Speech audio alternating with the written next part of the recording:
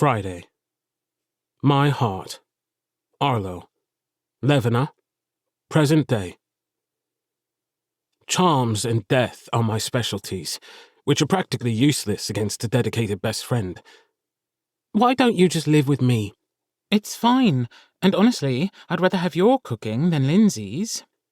Kirt relays her thinly veiled and misplaced concern. How about no?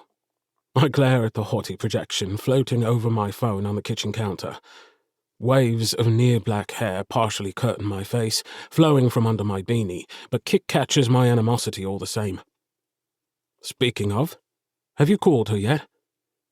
Deflecting low, deflecting, Kirt muses, shaking out violet and electric blue tresses interrupted by two black horns curling from her forehead.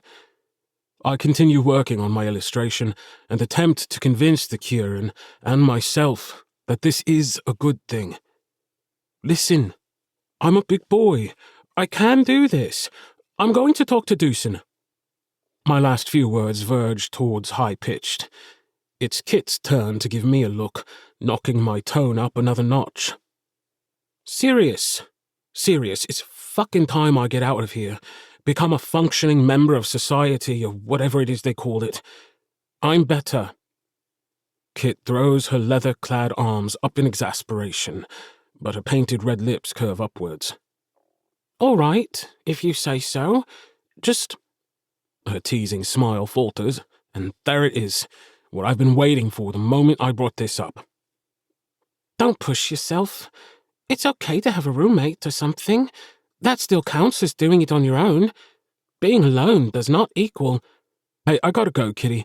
Market is going to be flooded soon, and my hands are still a mess, I say, more clipped than usual.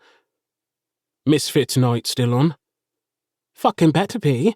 Oh, don't forget the oranges, she warns, and then the projection cuts out from my paint-splattered phone. I sigh, bracing my dark hands awash with colour on the counter's edge. I allow my head to hang for a moment, recharging myself for the chaos of the festival. I expected her to be hesitant, in her nonchalant Kirt way, but I'm so fucking tired of people waiting for me to break apart again.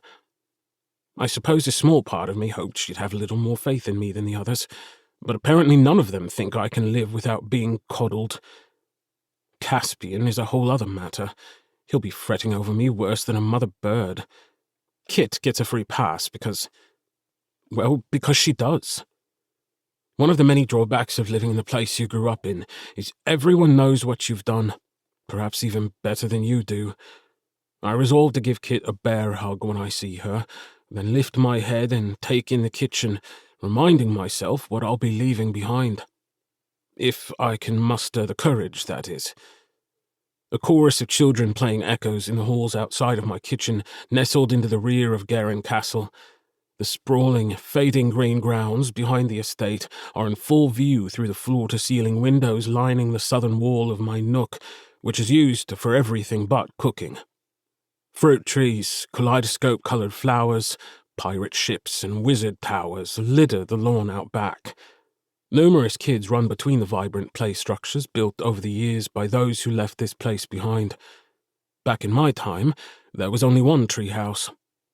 Then Caspian learned the joys of pyrotechnics and blew it to smithereens. 3 grew in its place. The shadow of a smile escapes me as I recall Doosan's face on the last summer day of my youth, the first time I ever saw the draconic headmaster truly surprised, and perhaps proud.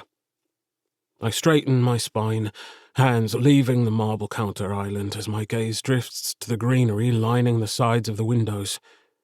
Ivy crawls along the inside of the old stone walls. Yellow and purple flowers bloom alongside bright green leaves that blanket most of this place. Plants live in nearly every inch of vertical space of the castle, ready to absorb hexes, along with protective sigils and charms created by none other than myself. The wide, double doors of oak opposite me are shut, something that doesn't occur too often. I don't mind when the kids keep me company, begging for stories as they watch me concoct my latest batch of charmed potions, balms, trinkets, and a dozen other magic items that sell faster than I can create them. When the doors are shut, the kids know today's not a good day to visit. But whenever I reopen them, they find me within minutes. A smile breaks through at that, and I absently pace the room, stroking the dragon tattoo on my wrist. Gold and green ink shimmers to life as the beast takes flight, swooping up to my elbow with a wave of warmth and comfort before it settles on the inside of my arm once more. Its thin tail curves around to meet an unmoving planet, forming an abstract symbol that reminds me to keep moving beyond the pause. The grandfather clock situated beside the doorway chimes 6 times, and I jump out of my skin at the first, slinging paint everywhere. I had lost myself to nostalgia and forgot to wash my hands. Now I'm late. I scrub my hands in the industrial-sized steel sink overlooking the windows, gathering courage. Market Street is near impossible to navigate in the evening any time of the year, but the festival leading up to the game makes it pure hell. I decide with 90% certainty I'll be fine as I dry off. But I make a visit to the spice rack just to be safe. I dig through jars filled with herbs, crushed crystals, and vague body parts that are recognizable only by my questionable script on a label. Nothing is in its place, and I sigh. I just fucking organized this yesterday. Must be Cleo and Felix were in here again. I finally find the empty pocket-sized glass jars on the bottom shelf instead of the middle where they're supposed to be. By the time I fill one with black tourmaline, lavender, and a few other random things that call to me from the wood and iron rack, my heart's racing a mile a minute. Black threatens the edges of my vision, and I steady myself. Kit's advice swims in my mind. You don't have to push yourself so hard. I shake my head and take my knitted duster from its home on the coat tree beside the spices, then slip it on over my loose tank top and drop the jar into an inner pocket, one of many. I fish out the talisman hiding against my chest, then hold it in a moment of reverence and utter my usual incantation in attempts to stave off any negative energy that might want to latch onto my growing pool of anxiety. In my hurry, I nearly forget the canvas. I retrieve it from the counter, accidentally smudging the colours in the corner, but at this point, if the painting makes it to its owner in one piece, I'll be happy. I perform a series of conjurations using one hand, then exhale heavily onto the painting. My magic-infused breath dries the last tacky bits of paint and imbues the spell needed for his mural. I gaze upon the work I spent my day and part of last night on. I wanted to give Gleason a goodbye present before he left, but procrastination got the better of me. Art born of pressure and intensity comes out the best, I think. Honest, raw, and true. The moment my fingers wrap around the door handle inlaid with golden leaves, my companion, who's been otherwise resting contentedly in the corner, wakes with an unimpressed yawn. I glare at Bosco as his moon-like eyes blink open and fixate on me, one pupil dilating before the other. "We're really doing this?" he asks in a whisper of annoyance only I can hear. "Do you not see me walking out the door? Let's go. Deucin is waiting, and we still got to go to the market." I lower my right shoulder when his wide golden wings spread, but the old barn owl lands on his usual place instead, nestled into the slouchiness of my sage-green beanie. He burrows down, talons gently taking hold of the wool expertly knit by Gowan. I roll my eyes. "Really?" "Don't forget your phone," Bosco reminds me, before dozing back off again. "Fucking bird," I mutter with a half-smile, darting back across the room to find my phone and pocket it into my jeans. When I open the doors, the sounds of Garren Castle erupt into a waterfall that crash over my slightly pointed ears. A gaggle of children run down the hall to my left and out the back door to my right. They stop in their tracks upon seeing my face. A second passes, long enough for me to think, oh shit.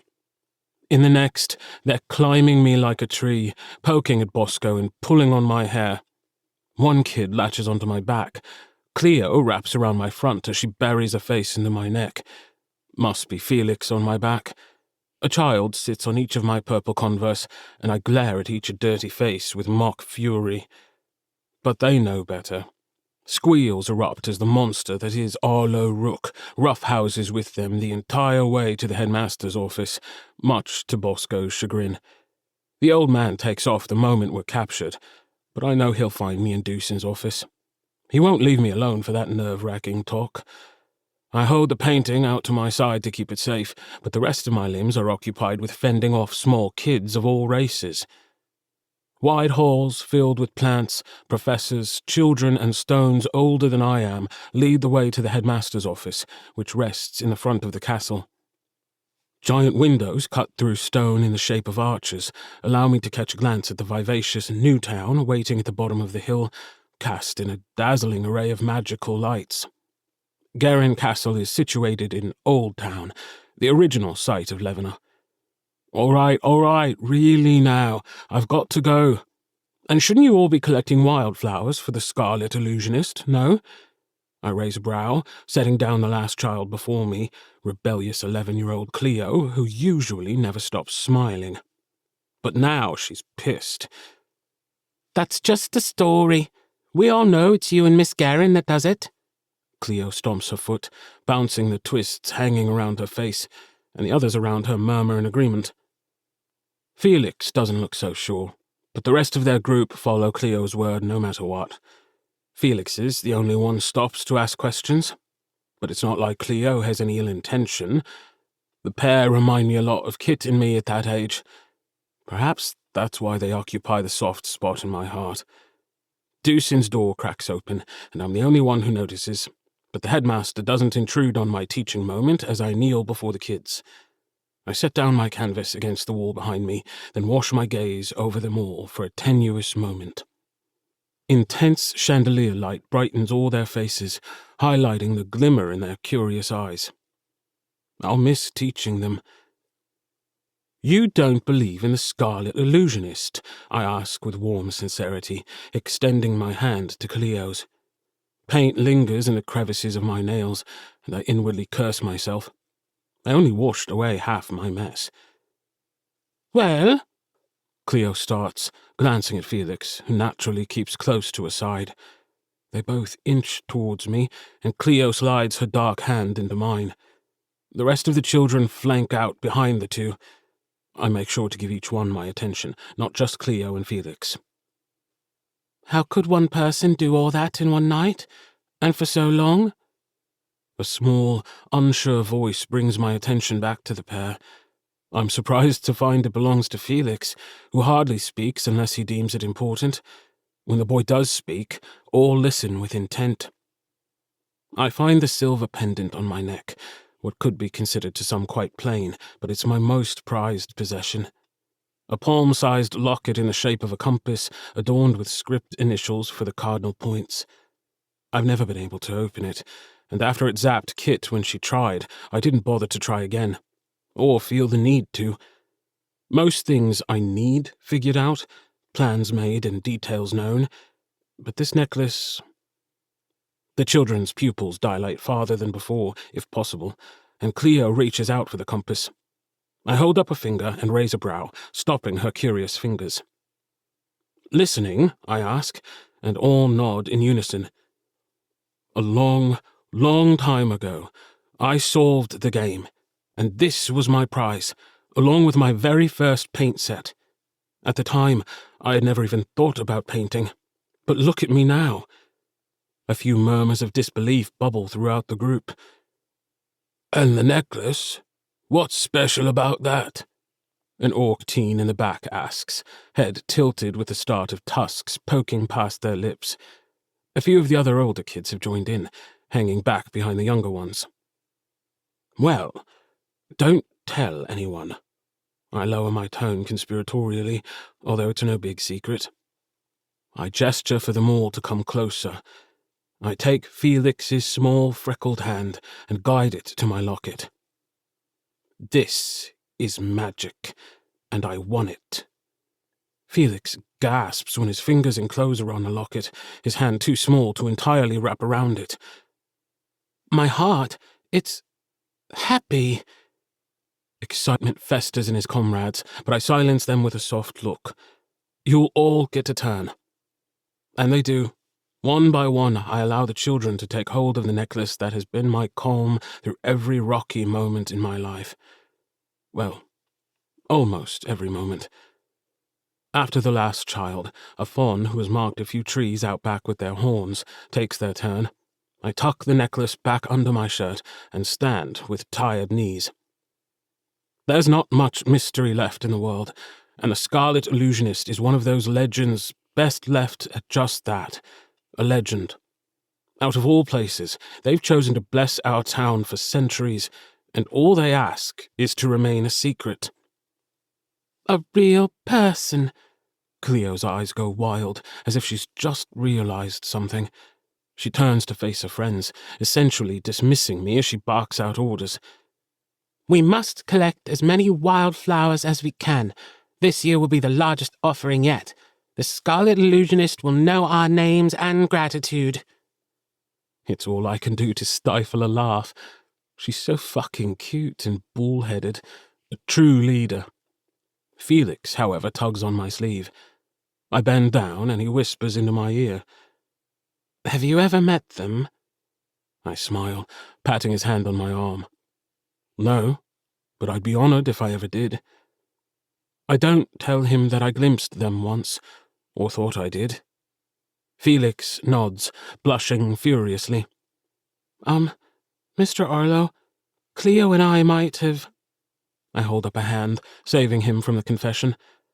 I know, and I also know you won't do it again, In case of emergency, it's always best to know right where things are. Can I trust you to talk sense into that one? I gesture to Cleo, and his rounded ears turn red as we watch his elven friend stir up the others. Yeah, I can do that, Mr. Arlo. Thanks for letting me touch your necklace. I could feel how important it is to you. That gets my attention, and I sense Deucen's gaze on us through the crack in her door. Is that so? Think you might be magical like me? I ask softly. Felix's round brown eyes brighten so much they rival the sun, and he stands straighter. He nods a few times, mop of hazel hair bouncing as he does. Let's say tomorrow just you and I have tea together, Say 2 o'clock? Really? He blurts out, then swiftly covers his mouth, but not without catching Cleo's attention. Felix gives me a searching look for help. What's up? Cleo bounds over. Must be he wants to keep this to himself, which is surprising. Telling this one to keep you in line. Don't think I didn't notice you were messing around in my kitchen. I raise a stern brow at Cleo, but she only sticks her tongue out at me. I chuckle, snapping my fingers, which gives her tongue the tiniest of electrical snaps. She yelps in protest, and I rustle both her and Felix's hair, then give my goodbyes to the others, and pick up my canvas from its resting place. The draconian, untouched by time, swings the door open as I approach. Deucen Garren is full of warmth and pride as I enter her office for perhaps the 5,000th time. Seems you've re-inspired our most skeptical of the bunch. Sure you're not the famed illusionist? Deucen intones from behind me as she shuts the door. I make way for my usual chair situated across from hers at the mahogany desk that's probably just as old as Deucen is. I favour the right seat as opposed to the left and lean my painting up against the chair's leg. Dunno why, but my ass always seems to land in the same spot no matter where I go, same as my right leg always slides into socks, pants or shoes first.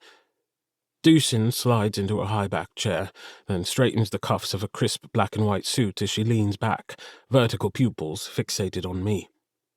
I've only ever seen her break this form once, and it was fucking glorious. At least Kit and I thought so. Caspian not so much. Even in humanoid form, Deucen Garren carries all the grace and wisdom you would expect from an ancient gold dragon. Her narrow eyes shine the same bright yellow they always have. Her silver hair is cut in pixie fashion, highlighting the array of jewelry hanging from her ears and the cut of her wide jaw. Deucen created this orphanage back in the olden days, when the waterside city was nothing more than a fishing village and dirt roads. Some dragons hoard treasure, but this one hoards orphans, and she protects them just as fiercely as any hunk of gold or shiny gem. Don't get me wrong, Deucin is eternally polished and accessorized with gold or crystals, but raising children is what gives this woman life. It's hard to feel sad about aging out of the system with a guardian like her. Nevertheless, loneliness eats at my heart from time to time. Like I've got the time to make riddles and give out gifts. I only told her the truth. I scoff and wave a hand, allowing a sly grin to appear. Bosco nonchalantly returns, giving me some dignity by landing on my shoulder. "What do you think of Felix?" I ask, in a significantly less teasing tone. "I've been wondering about him for some time, haven't you?" Deucin counters, resting her chin on knitted fingers as her elbows perch on the desk. "I've noticed an aura around him a couple times, but I wanted to give him space. See what he did with it on his own." I shrug, leaning back in my chair with a sigh. "Still a bit young yet, I think, but I'll talk to him tomorrow." "You were already causing trouble at his age," Deucin points out. I wrinkle my nose. I have magical blood, that's no surprise. He's human, though. The witching hour doesn't typically start till his race is closer to 18. He's 7 years early. "Almost 6, don't forget." Deucin echoes the sentiment Felix has been holding on to lately. He's almost 12. "Perhaps he'll be a force to be reckoned with," Deucin remarks, half turning in a chair to stare out the wall of windows to my left at the city. The thought curls a tendril of worry in my heart. I can't imagine soft Felix possessing so much power with no one to guide him. I floundered for so long on my own, and the shit I've gone through because of the witch's heart inside my chest will turn any sane person mad. "I hope not," I murmur, choosing to focus on the ancient tomes lining her impressive bookshelf at my right instead of the bright city. Magic is a blessing and a curse. It doesn't run as freely as it used to, not the wild, raw side of it that can be commanded by witches like myself, and now Felix. My hands curl into fists at the thought of Leon cutting us down to nothing.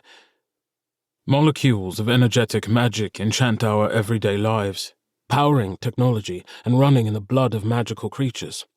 But it's tame, civilized, and limited. Even those who have magic lineage in their veins can't command it without a witch's heart, as opposed to the days when everyone could wield it with a mere whisper.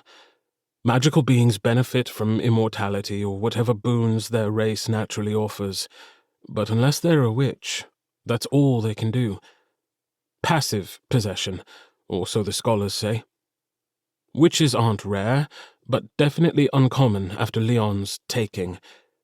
In Old Town, I'm one of just over a dozen registered witches, mandated by law to make ourselves known to the government. What our specialty is, our magic signature, and fingerprints. All in case one of us wants to turn supervillain and burn the place down, which hasn't happened before.